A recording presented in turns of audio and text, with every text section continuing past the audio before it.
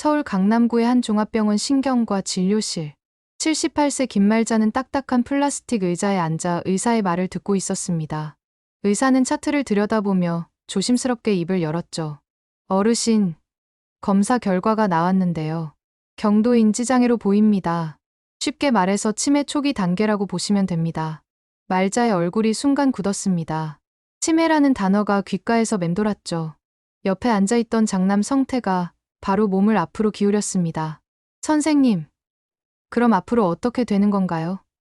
얼마나 빨리 진행될까요? 성태의 목소리에는 걱정보다는 다른 감정이 스며 있었습니다. 마치 시간이 촉박하다는 듯한 조급함이었죠. 개인차가 있지만 보통 2년에서 5년 정도 걸려서 중등도로 진행됩니다. 지금은 일상생활에 큰 지장은 없으시지만 점차 기억력이 떨어지고 판단력도 흐려질 수 있어요. 말자는 고개를 끄덕이며 담담하게 받아들이는 듯했습니다. 하지만 성태의 머릿속에서는 다른 계산이 돌아가고 있었죠. 어머니 명의로 된 시골집과 땅, 서울 변두리 아파트 한 채, 그리고 통장에 모아둔 목돈. 진료실을 나서자 성태는 바로 휴대폰을 꺼내 누군가에게 전화를 걸었습니다. 희연아, 나야. 엄마 치매 확정이야. 응. 초기지만 빠르면 2년이면 끝이라는데? 지금 바로 와.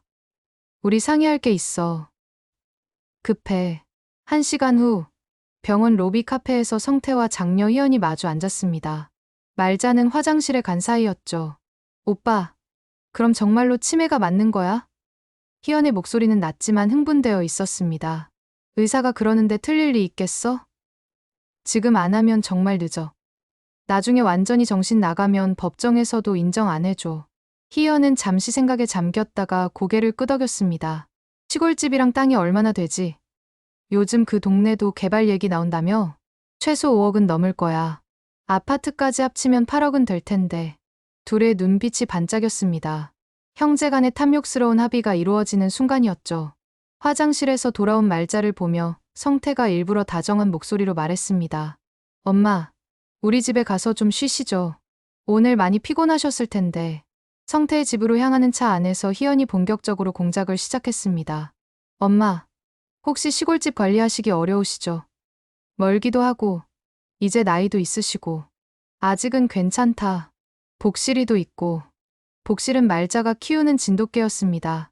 성태가 짜증스럽게 말했죠. 엄마, 그게 때문에 집도 더러워지고, 이제 관리하시기 힘드실 텐데. 복실이가 뭘 잘못했다고 그래? 말자의 목소리에 서운함이 배어 있었습니다. 하지만 자식들은 아랑곳하지 않았죠. 집에 도착하자 성태는 미리 준비해둔 서류 뭉치를 꺼냈습니다. 엄마, 혹시 모르니까 재산을 우리 명의로 옮겨두는 게 어때요? 요즘 치매 어르신들 노리는 사기꾼들이 많다던데. 말자는 서류를 받아보며 찬찬히 읽기 시작했습니다. 비록 치매 초기 진단을 받았지만 아직 판단력은 멀쩡했거든요. 이건 명의 이전 서류잖니. 왜 갑자기 이런 걸? 엄마 안전을 위해서예요. 나중에 정신이 더 흐려지시면. 아직 정신 멀쩡하다. 말자의 목소리가 높아졌습니다. 뭔가 석연치 않다는 직감이 들었죠. 이건 안 돼. 내가 평생 읽어놓은 건데 왜 갑자기 넘기라는 거야? 성태와 희연의 얼굴이 순간 굳었습니다. 엄마, 우리가 나쁜 마음으로 하는 게 아니라 싫다고 했잖아. 말자가 서류를 밀어내며 단호하게 말했습니다. 그 순간 성태와 희연의 눈빛이 차가워졌죠. 엄마, 그럼 나중에 사기당하셔도 우리 책임 아니에요. 희연이 싸늘하게 말했습니다. 그건 내 일이야. 내가 알아서 할 테니까 신경 쓰지 마. 그날 밤, 말자가 잠든 후 성태와 희연이 거실에서 속삭였습니다. 어떡하지? 엄마가 안 찍어주는데. 진짜 치매 맞잖아. 좀 더 기다리면 정신이 더 오락가락할 거야. 그럼 그때 우리가 알아서 처리하는 거지. 희연이 성태를 바라봤습니다. 두 사람의 눈빛에는 더 이상 자식의 정이 아닌 차가운 계산만이 남아 있었습니다. 복실이도 어떻게 해야 할 텐데. 시골에 혼자 놔두면. 그런 건 나중에 생각하자. 일단 급한 건 서류부터야. 그들은 이미 어머니를 버릴 계획을 세우고 있었습니다. 치매라는 진단은 그들에게 핑계가 되어주었고 재산은 그들의 탐욕을 자극했죠. 말자는 꿈에서도 모를 일이었습니다. 자신이 평생 사랑으로 키운 자식들이 이렇게 잔인한 계획을 세우고 있다는 것을. 일주일 후 등기소에서 연락이 왔습니다. 명의 이전이 모두 완료되었다는 소식이었죠. 성태와 희연은 서로 바라보며 만족스러운 미소를 지었습니다. 이제 말자의 모든 재산이 그들 명의로 넘어온 것이었어요. 엄마, 좋은 소식이 있어요. 성태가 거짓으로 밝은 목소리를 냈습니다. 무슨 소식? 시골집 명의 이전이 다 끝났어요. 이제 안전하게 보관되는 거죠. 말자는 고개를 갸웃거렸습니다. 언제 명의 이전에 동의했는지 기억이 나지 않았거든요. 내가 언제 그런 걸 허락했니? 엄마, 기억 안 나세요? 지난주에 도장 찍어주셨잖아요. 희연이 태연하게 거짓말을 했습니다. 말자는 머리를 쥐어짰습니다. 치매 때문에 정말 기억이 나지 않는 건지 아니면 다른 이유가 있는 건지 혼란스러웠어요. 그런데 엄마, 이제 시골집에서 지내시는 게 어때요? 성태가 본색을 드러내기 시작했습니다. 시골집에서?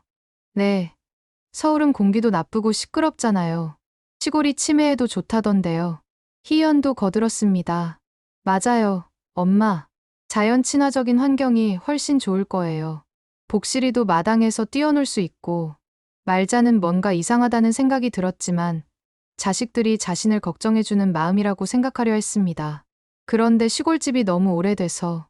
괜찮아요, 엄마. 우리가 미리 다 정리해뒀어요. 사실 성태와 희연은 며칠 전부터 시골집을 둘러보며 계획을 세워뒀었습니다. 본체는 너무 낡았지만 뒤편에 있는 작은 헛간은 그럭저럭 사람이 지낼 만했거든요. 언제 가는 거야? 오늘 바로 가요. 짐은 우리가 다 챙겨뒀으니까 걱정 마세요. 말자는 당황했습니다. 너무 갑작스러운 일이었거든요. 오늘 그렇게 급하게? 엄마, 미루면 미룰수록 적응하기 어려워요. 빨리 가서 편안하게 지내세요. 성태의 목소리에는 더 이상 다정함이 없었습니다. 오히려 빨리 처리하고 싶어하는 조급함만 묻어났죠. 차에 짐을 실으면서 희연이 말했습니다. 엄마 생필품이랑 옷까지는 다 챙겨뒀어요. 복실이 사료도 충분히 준비했고 내가 서울에 올 일이 있으면 그런 일 없을 거예요. 시골이 훨씬 좋을 테니까. 성태가 단호하게 말했습니다. 그 말투에서 말자는 뭔가 돌이킬 수 없는 일이 벌어지고 있다는 것을 직감했어요. 복실이는 계속해서 불안한 모습을 보였습니다. 주인의 표정을 살피며 꼬리를 바짝 말고 있었죠. 복실아, 괜찮다. 우리 시골 가서 살자. 말자가 복실이를 쓰다듬며 안심시키려 했지만 걔는 여전히 경계심을 늦추지 않았습니다. 2시간 여차를 타고 도착한 곳은 말자가 기억하는 시골집이 아니었습니다. 본체는 문이 잠겨 있고 성태와 희연은 뒤편의 작은 헛간 쪽으로 안내했어요. 엄마, 여기서 지내세요. 여기가 어디야? 우리 집 본체는? 본체는 수리 중이에요. 당분간 여기서 지내시면 돼요. 헛간은 겨우 사람 하나가 누울 만한 크기였습니다. 전기는 들어오지만 수도는 연결되어 있지 않았고 화장실도 밖에 있는 재래식 변소를 써야 했어요. 이런 데서 어떻게 살라는 거야? 말자의 목소리가 떨렸습니다. 이제야 자식들의 진짜 의도를 깨달은 것 같았거든요. 엄마, 자연 친화적이잖아요. 치매에도 좋을 거예요. 희연이 차가운 목소리로 말했습니다. 더 이상 연기할 필요도 없다는 듯이 말이죠. 물은 어떻게 해? 우물이 있잖아요. 복실이가 길 안내해 줄 거예요. 성태가 복실이를 가리키며 말했습니다. 마치 걔에게 모든 책임을 떠넘기는 것 같았어요. 음식은? 당분간 먹을 만큼은 놔뒀어요. 나중에 가끔 갖다 드릴게요. 하지만 그들의 표정을 보면 다시 올 생각이 전혀 없다는 게 명확했습니다. 짐을 내려놓고 성태와 희연은 서둘러 차에 올라탔습니다. 엄마, 몸 건강히 지내세요. 우리도 바쁘니까 자주는 못 와도 이해해주세요. 야, 너희들. 말자가 뭔가 말하려는 순간 갑자기 어지러움이 몰려왔습니다. 하루 종일 이어진 충격과 스트레스 때문이었죠. 말자는 비틀거리며 헛간 벽에 손을 짚었어요. 어머, 엄마. 희연이 깜짝 놀란 척 소리쳤지만 정작 차에서 내려오지는 않았습니다. 엄마, 괜찮으세요? 성태도 마찬가지였어요. 운전석에 그대로 앉아서 창문만 내린 채 물어볼 뿐이었죠. 말자는 점점 더 어지러워졌습니다. 치매 증상이 스트레스를 받으면 더 심해진다고 의사가 말했던 것이 떠올랐어요. 치아가 흐려지고 다리에 힘이 빠졌습니다. 말자가 바닥에 주저앉자 복실이가 급하게 달려와 몸을 받쳐주려 했습니다. 엄마, 좀 쉬세요. 피곤하셔서 그런 거예요. 성태가 차 안에서 대충 말을 던졌습니다. 내려와서 부축해줄 생각은 전혀 없었죠. 우리 늦어서 못 기다려요. 좀 쉬시면 괜찮아질 거예요. 희연도 차창으로 소리치며 성태에게 눈짓했습니다. 빨리 가자는 신호였어요. 말자는 흐릿한 의식 속에서 자식들의 차가운 말소리를 들었습니다. 도와달라고 말하고 싶었지만 입이 잘 떨어지지 않았어요. 그럼 우리 먼저 갈게요. 몸조리 잘하세요. 성태가 차 시동을 걸면서 창문을 올렸습니다. 어머니가 바닥에 주저앉아 있는데도 말이죠. 오빠, 빨리 가자. 희연이 조급하게 재촉했습니다. 어머니가 정신을 차리기 전에 도망가야 한다는 듯이 말이에요. 말자는 손을 뻗으며 뭔가 말하려 했지만 차는 이미 급하게 돌아서고 있었습니다. 흙먼지를 일으키며 도망치듯 달아나는 자식들의 차를 바라보는 말자의 눈에 눈물이 고였어요. 복실이는 말자를 지켜주려는 듯 몸을 딱 붙이고 앉아 있었습니다. 차가 완전히 사라질 때까지 경계하는 자세를 취하고 있었죠.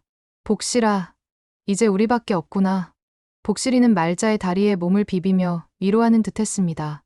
개의 따뜻한 체온만이 이 차가운 현실에서 말자를 달래주는 유일한 것이었죠. 해가 지자 헛간은 더욱 을씨년스러워졌습니다. 전기불은 있었지만 난방은 되지 않았고 11월에 찬바람이 틈새로 들어왔어요. 왜 이런 일이?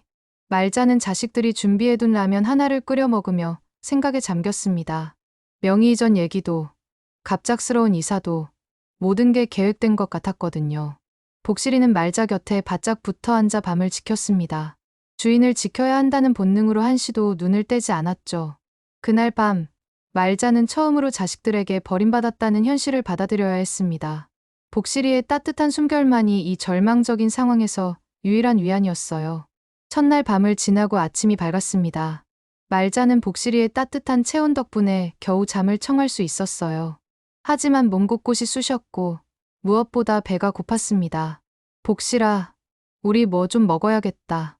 말자가 일어나려 하자 복실이도 함께 몸을 일으켰습니다. 자식들이 놔둔 라면과 통조림 몇 개가 전부였는데 어제 라면 하나를 먹고 나니 이제 얼마 남지 않았어요. 이걸로 언제까지 버티지? 말자는 한숨을 쉬며 통조림 하나를 열었습니다. 복실이가 배고플 것 같아 절반을 개밥그릇에 덜어주었죠. 복실아, 너도 먹어. 하지만 복실이는 먹지 않고 말자만 바라봤습니다. 주인이 너무 적게 먹는다는 것을 아는 듯했어요. 괜찮다, 먹어라. 말자가 다시 권하자 복실이는 조금씩 먹기 시작했습니다. 하지만 평소보다 훨씬 조심스럽게 마치 아껴 먹어야 한다는 것을 아는 것처럼 말이죠. 하루가 지나고 이틀이 지났습니다. 자식들은 소식이 없었어요. 가끔 갖다 주겠다던 음식도 안부 전화도 전혀 없었습니다. 셋째 날 드디어 음식이 떨어졌습니다. 마지막 라면을 끓여 먹으면서 말자는 절망감에 빠졌어요. 이제 어떡하지, 복실아? 복실이는 말자의 절망적인 목소리를 듣고는 갑자기 밖으로 나가더니 한참 후에 돌아왔습니다.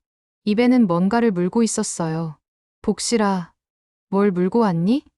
복실이가 내려놓은 것은 산에서 딴 도토리 몇 개였습니다. 말자는 눈물이 났어요. 개가 자신을 위해 먹을 것을 구해온 것이었거든요. 고맙다, 복실아. 정말 고마워. 하지만 도토리는 사람이 바로 먹을 수 있는 것이 아니었습니다. 말자는 어릴 적 할머니가 도토리묵을 만들던 기억을 떠올리며 껍질을 까기 시작했어요. 그런데 치매 증상 때문인지 손이 예전만큼 자유롭지 않았습니다. 껍질을 까다가 손을 다치기도 하고 까놓고 보니 너무 적어서 배를 채우기에는 턱없이 부족했어요. 이것만으론 안 되겠구나. 복실이는 말자의 모습을 보더니 다시 밖으로 나갔습니다. 이번에는 더 오랫동안 돌아오지 않았어요. 해가 지고 있는데도 복실이가 보이지 않자 말자는 불안해졌습니다. 복실아, 복실이. 말자가 헛간 밖으로 나와 소리쳤지만 대답이 없었어요. 혼자 남겨진 적막함이 더욱 무섭게 느껴졌습니다. 캄캄해질 무렵 드디어 복실이가 돌아왔습니다. 이번에는 입에 작은 물고기 한 마리를 물고 있었어요. 어머, 복실아, 어디서 이걸? 복실이는 꼬리를 흔들며 물고기를 말자 앞에 내려놓았습니다. 아마도 근처 개울에서 잡아온 것 같았어요. 정말 고맙다. 넌 나보다 낫구나. 말자는 복실이를 안으며 눈물을 흘렸습니다. 자식들은 자신을 버렸지만 이게는 목숨을 걸고 자신을 돌봐주고 있었거든요. 그날 밤 말자는 물고기를 구워 먹으며 복실이와 나누어 먹었습니다. 오랜만에 제대로 된 음식을 먹으니 힘이 조금 났어요. 복실아, 고마워. 내가 없었으면 난 어떻게 됐을까? 복실이는 말자의 무릎에 머리를 기대며 편안하게 눈을 감았습니다. 하지만 상황은 점점 더 악화되고 있었습니다. 날씨가 추워지면서 헛간의 온도도 떨어졌고 말자의 치매 증상도 조금씩 진행되고 있었어요. 어느 날 아침, 말자는 자신이 어디에 있는지 잠깐 잊어버렸습니다. 여기가 어디지? 내가 왜 여기 있지? 복실이가 다가와서 말자의 손을 핥아주자 기억이 되살아났어요. 아, 맞다. 성태와 희연이 나를 여기에. 기억이 돌아올 때마다 배신감과 절망감이 밀려왔습니다. 하지만 복실이가 있어서 완전히 무너지지는 않을 수 있었어요. 복실이는 매일 산으로 나가서 먹을 것을 구해왔습니다. 때로는 도토리, 때로는 물고기, 가끔은 다른 열매들을 물고 와서 말자에게 가져다 주었어요. 복실아, 넌 정말 대단하다. 어떻게 이런 걸 다 알지? 복실이는 마치 이해하는 듯 꼬리를 흔들었습니다. 그리고는 말자 곁에 바짝 붙어 앉아서 체온을 나누어 주었죠. 시간이 흐르면서 말자는 점점 더 복실이에게 의존하게 되었습니다. 길을 잃을 때도 복실이가 헛간으로 안내해 주었고, 밤에 추울 때도 복실이가 몸을 감싸 주었어요. 복실아, 넌 내 자식보다 낫다. 말자가 복실이를 쓰다듬으며 중얼거렸습니다. 이 말은 진심이었어요. 자식들은 자신을 버렸지만 복실이는 끝까지 곁을 지켜주고 있었거든요. 어느 날 저녁, 말자는 복실이에게 말했습니다. 복실아, 고맙다. 정말 고마워. 내가 없었으면 난 진작 죽었을 거야. 복실이는 말자의 말을 듣고는 더욱 가까이 다가와서 머리를 비볐습니다. 마치 괜찮다고, 자신이 계속 지켜주겠다고 말하는 것 같았어요. 그렇게 일주일이 지났습니다. 복실이 덕분에 말자는 굶지 않을 수 있었지만 영양 부족과 추위, 그리고 스트레스로 몸은 점점 약해지고 있었어요. 하지만 복실이만은 변함없이 말자를 돌봤습니다. 매일 먹을 것을 구해오고, 밤에는 체온을 나누어주고, 낮에는 말자가 길을 잃지 않도록 지켜봤죠. 복실아, 넌 천사구나. 정말 천사야. 말자의 말에 복실이는 얌전히 꼬리를 흔들었습니다. 그리고는 다시 말자의 곁을 지키기 위해 자리를 잡았어요. 이제 둘 사이에는 말로 표현할 수 없는 깊은 유대감이 형성되어 있었습니다. 사람이 사람을 버렸지만 걔는 끝까지 사람을 지키고 있었죠. 복실이의 충성심과 사랑은 혈육보다도 더 진실했습니다. 복실이와 함께 버틴 지 보름이 지났습니다. 12월에 접어들면서 날씨는 더욱 추워졌고 말자의 몸도 눈에 띄게 쇠약해져 갔어요. 영양실조와 추위, 그리고 치매 진행으로 인한 스트레스가 겹치면서 말자의 상태는 급격히 악화되고 있었습니다. 그날도 복실이는 이른 아침부터 먹을 것을 구하러 산으로 향했습니다. 하지만 겨울이 깊어지면서 구할 수 있는 음식도 점점 줄어들고 있었어요. 복실이가 돌아올 때까지 말자는 헛간에서 떨고 있었습니다. 춥다. 너무 춥다. 말자는 담요를 온몸에 둘러쳐도 추위가 가시지 않았어요. 손발이 얼어서 감각이 없을 정도였습니다.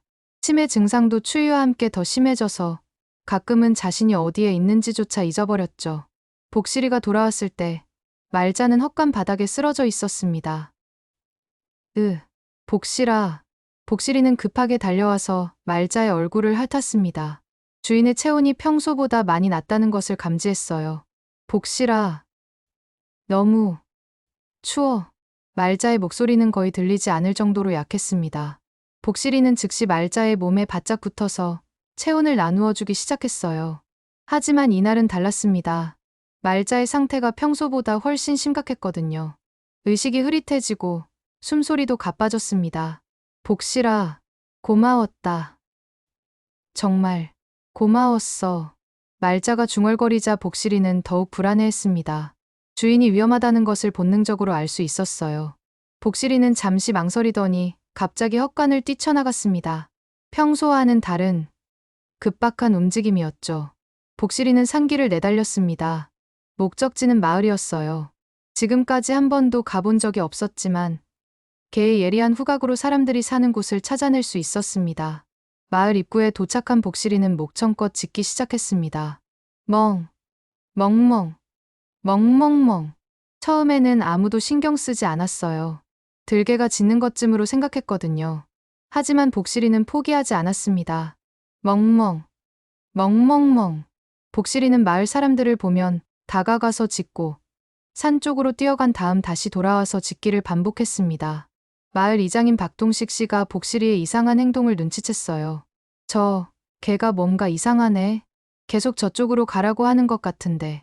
이장님은 평생 농사를 지으며 살아온 사람이라 동물의 행동을 읽는데 익숙했습니다. 복실이의 행동이 단순히 장난이 아니라는 것을 직감했어요. 혹시 무슨 일이 있는 건 아닐까? 복실이는 이장님이 관심을 보이자 더욱 간절하게 짖었습니다. 그리고는 산 쪽으로 몇 걸음 뛰어간 다음 다시 돌아와서 이장님을 바라봤어요. 따라오라는 건가? 이장님이 복실이를 따라 움직이자 복실이는 꼬리를 흔들며 앞장서기 시작했습니다. 좋아, 따라가 보자. 이장님은 복실이를 따라 산길로 향했습니다. 복실이는 중간중간 뒤를 돌아보며 이장님이 따라오고 있는지 확인했어요. 30분 정도 걸어서 헛간에 도착했을 때 이장님은 깜짝 놀랐습니다. 아이고, 이게 무슨... 헛간 안에는 말자가 의식을 잃은 채 쓰러져 있었어요. 얼굴은 창백했고 숨소리도 거의 들리지 않을 정도로 약했습니다. 할머니, 할머니. 이장님이 말자를 흔들어 깨우려 했지만 반응이 없었어요. 복실이는 이장님 옆에서 불안하게 왔다 갔다 했습니다. 이런, 큰일이네. 빨리 병원에 가야겠어. 이장님은 즉시 119에 신고했습니다. 여보세요, 119죠? 응급환자가 있습니다. 위치는 구급차가 도착하기까지 이장님은 말자의 상태를 확인했어요. 체온이 많이 떨어져 있었고 영양실조 증상도 심각했습니다. 할머니, 이런 곳에서 혼자 어떻게 지내셨어요? 복실이는 구급차가 오는 소리를 듣고는 더욱 짖기 시작했습니다. 주인을 구하러 온 사람들이라는 것을 아는 듯했어요. 구급대원들이 도착해서 말자를 응급처치하는 동안 복실이는 한시도 떨어지지 않고 지켜봤습니다. 환자 상태가 심각합니다. 저체온증과 영양실조, 탈수 증상이 있어요. 빨리 병원으로 옮겨야겠습니다. 구급대원들이 말자를 들것에 옮기자 복실이는 따라가려고 했어요. 하지만 구급차에는 개가 탈 수 없었습니다. 멍멍, 멍멍멍. 복실이가 구급차를 향해 짖자 이장님이 개를 달랬습니다. 괜찮다, 멍멍아. 할머니 병원에서 치료받고 돌아올 거야. 하지만 복실이는 쉽게 진정되지 않았어요. 주인과 떨어지는 것이 불안했거든요. 구급차가 떠난 후 이장님은 헛간을 둘러봤습니다. 음식도 거의 없었고 난방 시설도 없었어요. 이런 곳에서 어떻게 겨울을 버텼는지 신기할 정도였습니다. 멍멍아, 내가 할머니를 돌본 거구나. 이장님은 복실이의 목에 손을 올리며 쓰다듬어 주었어요. 복실이는 여전히 불안한 표정으로 구급차가 사라진 방향을 바라보고 있었습니다. 할머니 가족들은 어디 있을까? 이런 상황에서 혼자 계실 리가 없는데. 이장님은 고개를 갸웃거렸습니다. 분명히 뭔가 사연이 있을 것 같았어요. 하지만 지금은 복실이를 돌보는 것이 우선이었죠. 멍멍아, 일단 우리 집에 가자. 밥도 주고 따뜻한 곳에서 쉬어야지. 이장님이 복실이를 데려가려 했지만 복실이는 헛간을 떠나려 하지 않았습니다. 주인이 돌아올 것을 기다리고 있는 것 같았어요. 멍멍아, 할머니는 병원에 계셔. 여기 있어도 안 와. 하지만 복실이는 꿈쩍하지 않았습니다. 이장님도 더 이상 강요하지 않기로 했어요. 그럼 내가 밥이라도 가져다 줄게. 이장님은 집에 가서 밥과 물을 가져다 주었습니다. 복실이는 고맙다는 듯 꼬리를 한번 흔들었지만 여전히 헛간을 지키고 있었어요. 그날 밤, 복실이는 병원 방향을 바라보며 밤을 새웠습니다. 주인 없는 헛간은 더욱 적막했고 복실이의 마음도 무거웠어요. 낑, 낑. 복실이는 작게 울부짖으며 말자를 그리워했습니다. 지금까지 한시도 떨어져 본 적이 없었는데 처음으로 혼자 남겨진 것이었죠. 하지만 복실이는 포기하지 않았습니다. 주인이 돌아올 때까지 이곳을 지키겠다고 다짐했어요. 말자에 대한 충성심은 그 어떤 것보다도 강했거든요. 병원에서 말자는 중환자실에 입원해 있었습니다. 의사들은 그녀의 상태를 심각하게 봤어요. 저체온증과 심한 영양실조, 그리고 탈수로 인해 생명이 위험한 상황이었거든요. 가족분들 연락처를 알 수 있을까요? 간호사가 이장님에게 물었지만 이장님도 모르는 일이었어요. 저도 우연히 발견한 거라서요. 할머니 지갑에 연락처가 있을 수도 있겠네요. 간호사는 말자의 소지품을 확인했지만 오래된 지갑에는 몇천 원과 낡은 사진 몇 장만 들어 있었습니다.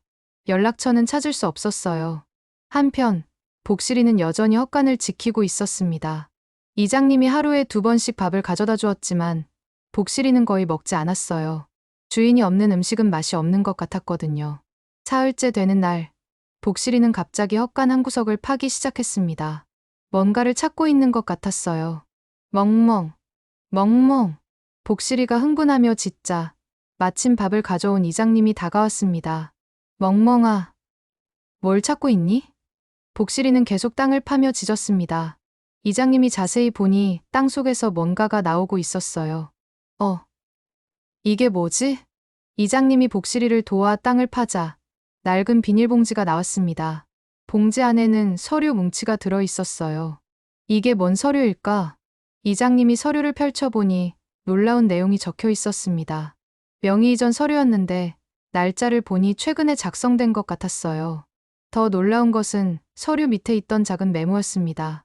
말자가 직접 적은 것으로 보이는 글씨로 이렇게 적혀 있었거든요.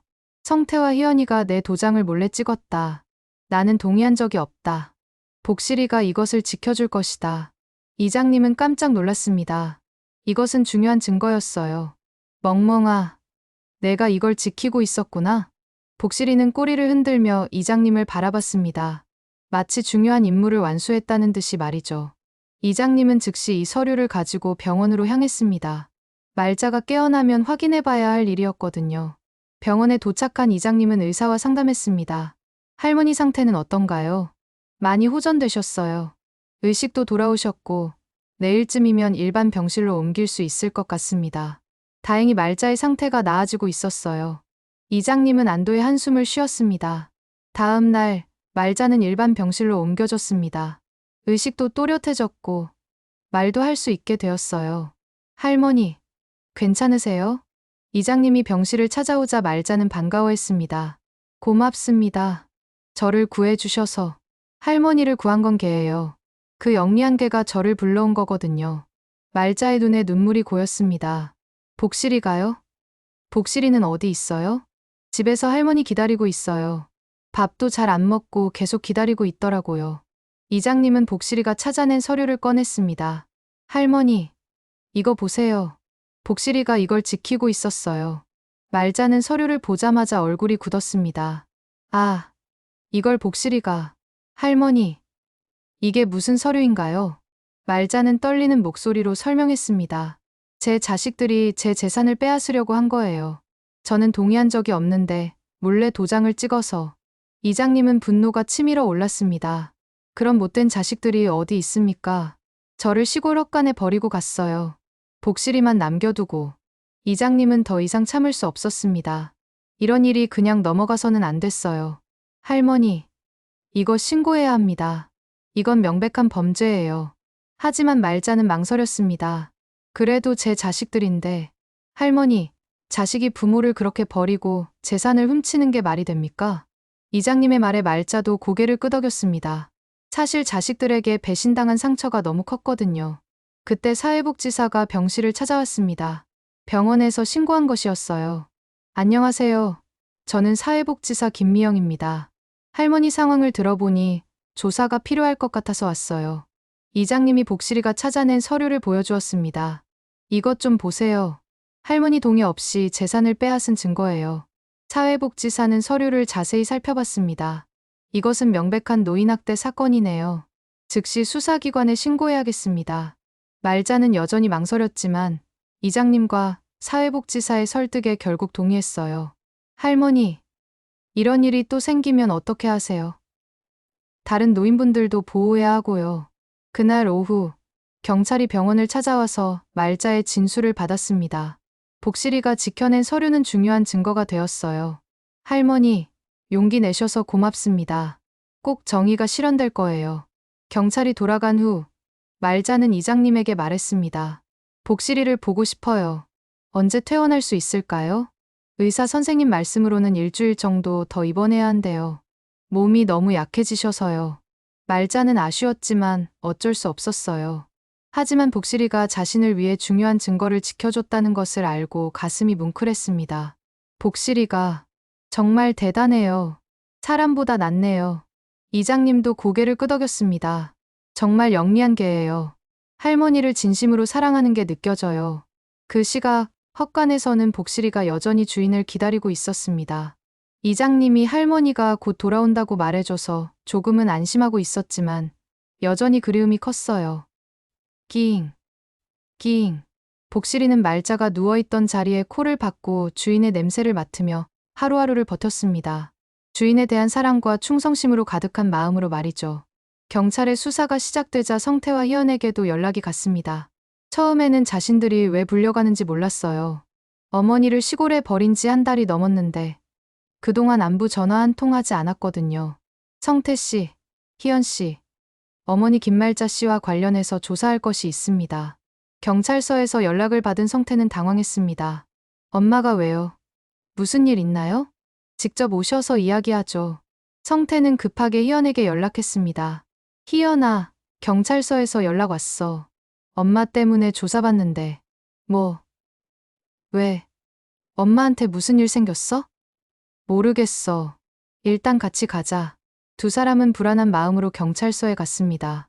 하지만 여전히 자신들이 뭘 잘못했는지는 모르고 있었어요. 경찰서에 도착하자 형사가 그들을 조사실로 안내했습니다. 김말자 씨가 병원에 입원하셨습니다. 엄마가 병원에? 성태가 놀란 척했습니다. 네. 저체온증과 영양실조로 중환자실에 계셨어요. 지금도 상태가 매우 위중합니다. 희연이 연기하듯 걱정스러운 표정을 지었어요. 어머. 그럼 우리가 병원에 가봐야. 그 전에 확인할 것이 있습니다. 형사가 복실이가 찾아낸 서류를 테이블에 놓았습니다. 이 명의 이전 서류에 대해 설명해 주세요. 성태와 희연의 얼굴이 순간 굳었습니다. 그들이 위조한 바로 그 서류였거든요. 이건 엄마가 동의하셔서 한 거예요. 성태가 거짓말을 했습니다. 정말요?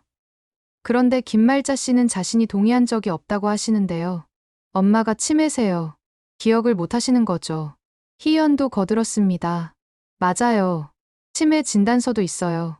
형사는 또 다른 서류를 꺼냈습니다. 말자가 직접 쓴 메모였어요. 그럼 이건 뭔가요? 어머님이 직접 쓰신 메모인데 성태와 희연이가 내 도장을 몰래 찍었다고 되어 있네요. 성태와 희연은 당황했습니다. 그런 메모가 있는 줄 몰랐거든요. 그건 엄마가 헛소리하신 거죠. 치매니까. 치매 환자가 이렇게 또렷하게 글을 쓸 수 있나요? 그리고 왜 어머님을 그런 열악한 곳에 혼자 두셨나요? 형사의 질문이 계속되자 두 사람은 점점 답변이 궁해졌어요. 자연 친화적인 환경이 좋다고 해서 음식이나 난방도 제대로 안 되는 헛간에서요. 그리고 한 달 넘게 연락도 안 하셨고요. 이때 또 다른 형사가 들어왔습니다. 필적 감정 결과가 나왔습니다. 명의 이전 서류의 서명은 김말자 씨의 필체가 아닙니다. 누군가 흉내낸 것으로 보입니다. 성태와 희연의 얼굴이 창백해졌습니다. 더 이상 변명할 수 없는 상황이 된 것이죠. 그리고 부동산 등기소 CCTV를 확인한 결과 김말자 씨는 등기소에 온 적이 없습니다. 서류 접수는 성태 씨와 희연 씨가 하셨네요. 결정적인 증거가 나온 것이었습니다. 이건 오해예요. 성태가 발악했습니다. 무슨 오해인가요? 어머님 동의 없이 재산을 빼앗고 열악한 곳에 버려두고 안부조차 묻지 않은 것이 오해라고요? 형사의 차가운 목소리에 희연이 울음을 터뜨렸습니다. 우리도 어쩔 수 없었어요. 엄마가 치매니까 나중에 사기당할까봐. 그런 법적 절차를 밟았어야죠. 후견인 신청이나 치매 관련 법적 보호 조치 말입니다. 왜 몰래 위조를 했나요? 두 사람은 더 이상 변명할 말이 없었습니다. 우리 엄마가 치매라니. 저런 말도 안 되는 말을 믿습니까? 성태가 마지막으로 발악했습니다. 하지만 주변 사람들의 시선은 이미 싸늘했어요. 복실이가 찾아낸 증거와 이장님의 증언, 그리고 모든 정황이 그들의 범죄를 증명하고 있었거든요. 한편 병원에서는 말자가 이장님과 함께 뉴스를 보고 있었습니다. 며칠간 병원 식사를 하면서 의식은 또렷해졌고 말도 할 수 있게 되었지만 치매 증상은 오히려 빨라진 것 같았어요. 스트레스와 충격이 병을 더 악화시킨 것이었죠. 자신들의 사건이 지역 뉴스에 나오고 있었습니다. 치매 어머니를 시골 헛간에 버리고 재산을 가로챈 자녀들이 경찰에 입건됐습니다. 특히 이번 사건은 어머니가 키우던 개가 결정적 증거를 지켜낸 것으로 알려져 화제가 되고 있습니다. 뉴스에서는 복실이의 영웅적인 행동도 소개했어요. 진돗개 복실이는 위급한 상황에서 마을로 뛰어가 사람들을 불러왔고 땅에 묻혀있던 중요한 서류를 찾아내 주인을 구했습니다. 말자는 뉴스를 보며 눈물을 흘렸습니다.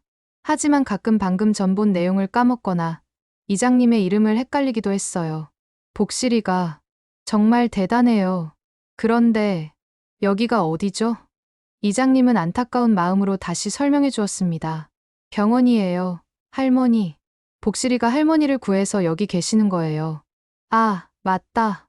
복실이가. 말자의 기억은 점점 더 흐릿해져 갔지만 복실이에 대한 사랑만큼은 변하지 않았어요.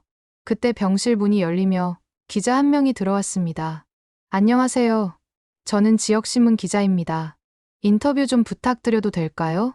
말자는 처음에는 망설였지만 이장님의 권유로 인터뷰에 응했어요. 복실이에 대해 말씀해 주세요.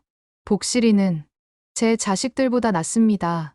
사람은 저를 버렸지만 복실이는 끝까지 지켜줬어요. 말자의 진심 어린 말에 기자도 감동받았습니다. 자식분들에 대해서는 어떻게 생각하세요? 섭섭하죠. 하지만 이제는 포기했어요. 복실이만 있으면. 복실이가 누구였지? 말자가 갑자기 혼란스러워하자 이장님이 조심스럽게 인터뷰를 중단시켰어요. 죄송해요. 할머니가 많이 피곤하세요. 인터뷰 기사가 나간 후 더 많은 사람들이 이 사건에 관심을 갖기 시작했습니다. 특히 복실이의 충성심에 감동한 사람들이 많았어요. 하지만 말자의 몸은 여전히 회복되지 않고 있었습니다. 의사는 걱정스러운 표정으로 이장님을 불렀어요. 할머니 상태가 생각보다 좋지 않습니다. 몸이 너무 많이 상해서. 그리고 치매도 급속도로 진행되고 있어요. 앞으로가 걱정됩니다. 이장님은 마음이 무거워졌습니다. 그럼 어떻게 해야 하나요? 지켜봐야겠지만 최선을 다하겠습니다. 다만 가족분들께는 미리 알려드리는 게 좋을 것 같아요. 가족들은 연락하지 않겠습니다. 그런 자격이 없어요. 이장님의 단호한 말에 의사도 고개를 끄덕였어요. 이미 뉴스를 통해 사건의 전말을 알고 있었거든요. 말자는 복실이를 그리워하며 하루하루를 버텼습니다. 하지만 몸은 점점 더 약해져 갔고 기억도 자꾸 사라져 갔어요. 복실이, 보고 싶다. 복실이가 누구였지? 그 시각 헛간에서는 복실이가 주인의 냄새가 나는 담요를 껴안고 있었습니다. 주인이 언제 돌아올지 알 수 없었지만 끝까지 기다릴 작정이었어요. 끼잉, 끼잉. 복실이의 애타는 울음소리가 적막한 헛간에 울려 퍼졌습니다. 이장님이 가져다주는 밥도 조금씩만 먹으며 주인이 돌아오기만을 기다리고 있었죠. 날이 갈수록 복실이도 말자와 떨어진 슬픔으로 점점 말라가고 있었습니다. 하지만 포기하지 않았어요. 주인에 대한 사랑과 충성심은 그 무엇보다 강했거든요. 말자가 병원에 입원한 지 2주가 지났습니다. 몸은 조금씩 회복되는 듯했지만 치매는 걷잡을 수 없이 빨라지고 있었어요. 하루가 다르게 기억을 잃어가는 말자를 보며 의료진들도 안타까워했습니다. 할머니, 오늘 기분은 어떠세요? 간호사가 말을 걸어도 말자는 멍하니 창밖만 바라보고 있었어요. 가끔 복실이 이름을 부르기도 했지만 점점 그 횟수도 줄어들고 있었습니다. 복실이, 어디 갔지? 복실이가 누구였지? 이장님이 매일 병문안을 왔지만 말자는 이장님이 누구인지도 기억하지 못할 때가 많아졌어요. 할머니, 저예요. 이장님이에요. 누구세요? 여기가 어디죠? 이장님의 마음이 무거워졌습니다. 말자의 상태가 이렇게 빨리 악화될 줄은 몰랐거든요. 어느 날 저녁, 말자는 갑자기 의식이 또렷해졌습니다. 마치 마지막 힘을 쥐어짜내는 것처럼 말이죠. 이장님이시죠? 네. 할머니, 기억하세요? 네. 복실이는 어떻게 지내고 있나요? 이장님은 안심했어요. 말자가 복실이를 기억하고 있었거든요. 잘 지내고 있어요. 매일 할머니 기다리면서요. 복실이 좋은 게죠. 제 자식들보다 훨씬. 말자의 목소리가 갑자기 작아졌습니다. 자식들 얘기를 하다가 기운이 빠진 것 같았어요. 할머니, 괜찮으세요? 이장님, 제가 부탁이 하나 있어요. 말씀하세요. 말자는 침대 옆 서랍에서 종이 한 장을 꺼냈습니다. 손이 떨리면서도 간신히 글씨를 쓰기 시작했어요. 유언장을 쓰려고 해요. 제가 언제까지 정신이 있을지 모르겠거든요. 이장님은 놀랐습니다. 하지만 말자의 의지가 확고해 보였어요. 정말 쓰시겠어요? 네. 복실이랑 살던 그 집. 이 애가 더 주인을 아는구나. 저 자식들은 내 자식 아니에요. 말자는 떨리는 손으로 유언장을 작성했습니다. 자신의 모든 재산을 복실이를 돌봐줄 사람에게 맡긴다는 내용이었어요. 복실이를 부탁해요. 제가 죽어도 복실이만은 잘 돌봐주세요. 할머니, 그런 말씀 마세요. 금방 나으실 거예요. 하지만 말자는 고개를 저었습니다. 아니에요. 저도 느껴요. 이제 얼마 남지 않았다는 걸. 그날 밤, 말자의 상태가 급격히 악화되었습니다. 의사들이 응급처치를 했지만 이미 몸이 한계에 달해 있었어요. 가족분께 연락드려야 할 것 같습니다. 간호사가 이장님에게 말했지만 이장님은 단호하게 거절했어요. 그런 자격이 있는 사람들이 아닙니다. 저희가 지킬게요. 한편 성태와 희연은 자신들의 사건이 전국 뉴스에 나오자 완전히 당황했습니다. 사람들의 시선이 차가워졌고 직장에서도 눈치를 보게 되었어요. 오빠, 이거 어떡해? 사람들이 다 알잖아. 몰라. 나도 모르겠어. 그들에게는 어머니의 안부보다 자신들의 체면이 더 중요했습니다. 심지어 어머니가 위중하다는 소식을 들어도 병원에 가지 않았어요. 엄마 면회 가야 하는 거 아니야? 지금 가면 기자들이 몰려들 텐데. 나중에 조용해지면 가자. 결국 그들은 끝까지 어머니를 찾지 않았습니다. 이 소식이 언론에 알려지자 사람들의 분노는 더욱 커졌어요. 어머니가 임종을 앞두고 있는데도 찾아오지 않는 자식들에게 비난이 쏟아졌습니다. 지역 기자가 이 이야기를 더 자세히 취재해서 기사로 만들었어요. 사람보다 나은 게 복실이 전한 진실. 기사는 복실이가 어떻게 말자를 구했는지, 그리고 자식들이 얼마나 냉혹한지를 상세히 다뤘습니다. 이 기사는 전국적으로 퍼져나가며 큰 화제가 되었어요. 사람들은 복실이의 충성심에 감동받았고, 동시에 성태와 희연의 행동에 분노했습니다. 이런 자식들이 어디 있어? 개만도 못한 놈들이네. 복실이가 진짜 효자구나. 온라인에서도 복실이를 응원하는 댓글들이 쏟아졌어요. 어떤 사람들은 복실이에게 선물을 보내겠다고 하기도 했습니다. 국회에서도 이 사건에 주목했어요. 한 국회의원이 이 사건을 계기로 새로운 법안을 발의하겠다고 발표했습니다.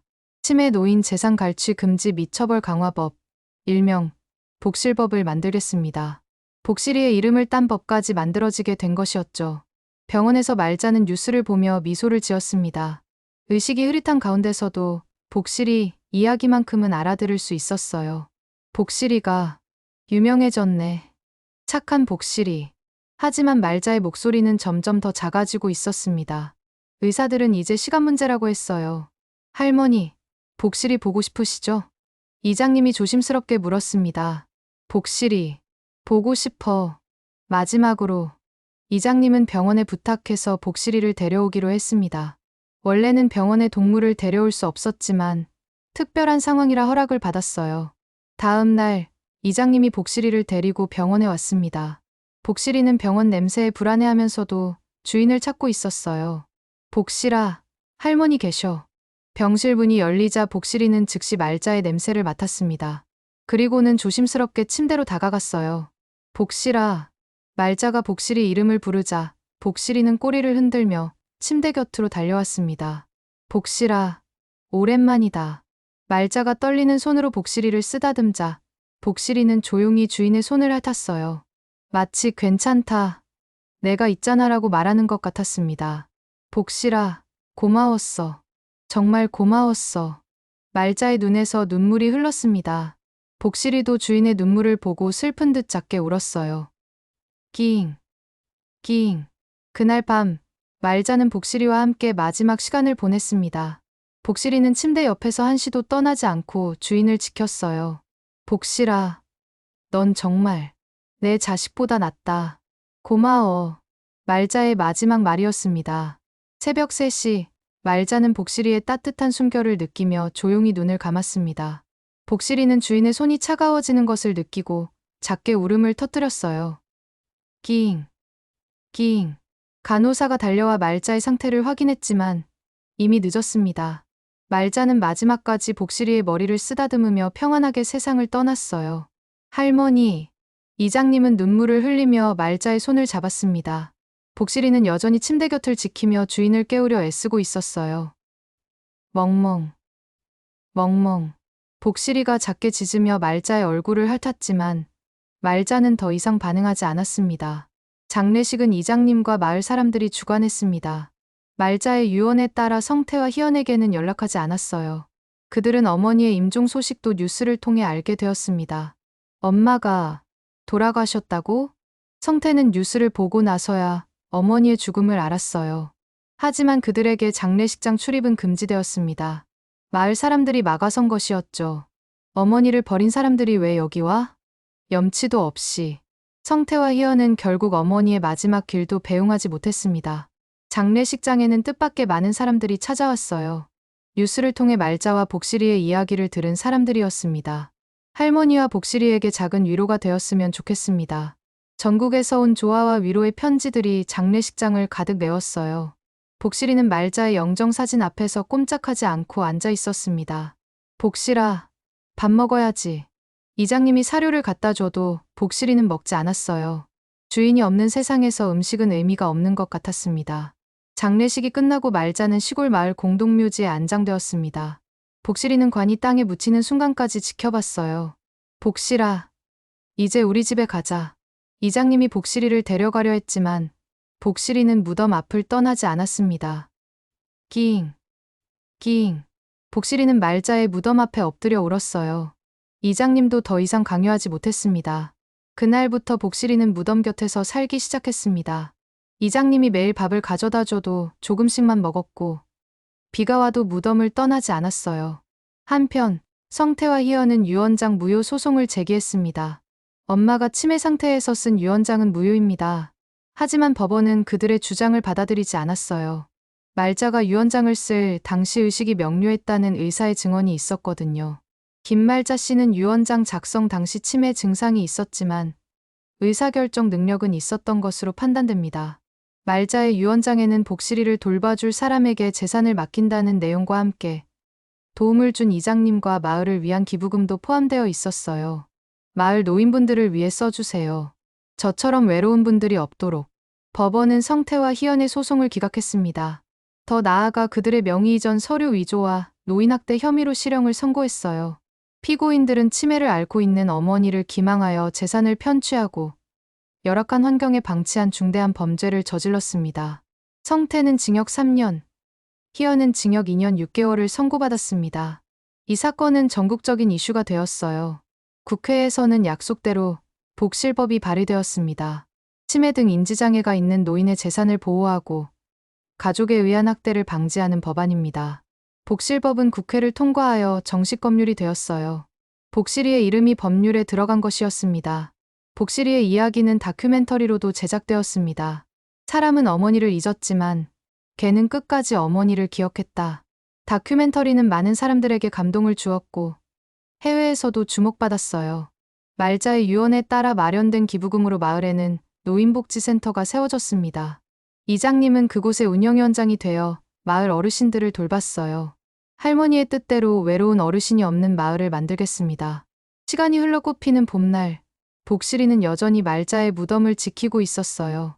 마을 사람들이 돌아가며 돌봤지만 복실이의 건강은 눈에 띄게 나빠지고 있었습니다. 복실아, 이러면 안 돼. 할머니가 슬퍼하실 거야. 이장님이 걱정했지만 복실이는 무덤을 떠나지 않았습니다. 어느 따뜻한 봄날, 벚꽃이 흩날리는 무덤가에서 복실이는 말자의 무덤에 기대어 잠들었습니다. 그리고 그대로 다시 깨어나지 않았어요. 복실아, 이장님이 발견했을 때 복실이는 마치 말자를 안고 있는 것처럼 무덤에 기대어 평안한 표정으로 눈을 감고 있었습니다. 복실아, 할머니한테 갔구나. 마을 사람들은 복실이를 말자의 무덤 바로 옆에 묻어주었어요. 이제 둘은 영원히 함께 있을 수 있게 되었습니다. 복실이의 죽음 소식이 알려지자 전국에서 추모의 물결이 일었습니다. 사람들은 복실이의 무덤에 꽃을 바치며 그의 충성심을 기렸어요. 복실아, 고마웠어. 정말 고마웠어. 복실이의 무덤 앞에는 작은 비석이 세워졌습니다. 여기 사람보다 더 사람다웠던 게 복실이 잠들다. 그리고 그 옆에는 말자의 비석도 있었어요. 사랑하는 복실이와 함께 영원히. 성태와 희연은 감옥에서 어머니와 복실이의 죽음 소식을 들었습니다. 하지만 그들에게는 참회보다는 원망이 더 컸어요. 다 그 개 때문이야. 재산도 다 날리고 우리만 손해봤어. 그들은 끝까지 자신들의 잘못을 인정하지 않았습니다. 1년 후 복실이의 이야기는 영화로도 만들어졌어요. 전 세계 사람들이 복실이의 충성심에 감동받았습니다. 말자와 복실이의 무덤가에는 사계절 내내 꽃이 끊이지 않았어요. 사람들은 이곳을 충성의 언덕이라고 불렀습니다. 엄마, 저 개가 왜 유명해졌어? 복실이는 주인을 끝까지 지켜준 착한 개란다. 사람들이 잊고 사는 것들을 복실이가 지켜준 거야. 무엇을? 사랑과 의리, 그리고 진짜 가족이 무엇인지 말이야. 복실이는 죽어서도 사람들에게 큰 가르침을 주고 있었습니다. 혈연보다 더 진실한 사랑이 무엇인지, 진짜 효도가 무엇인지를 보여준 것이었죠. 사람은 어머니를 잊었지만 개는 끝까지 어머니를 기억했습니다. 그리고 그 기억은 영원히 사람들의 마음속에 남아 우리에게 진정한 사랑이 무엇인지를 일깨워주고 있습니다. 복실이의 이야기는 이렇게 끝이 났지만 그가 남긴 사랑과 충성심은 영원히 계속될 것입니다.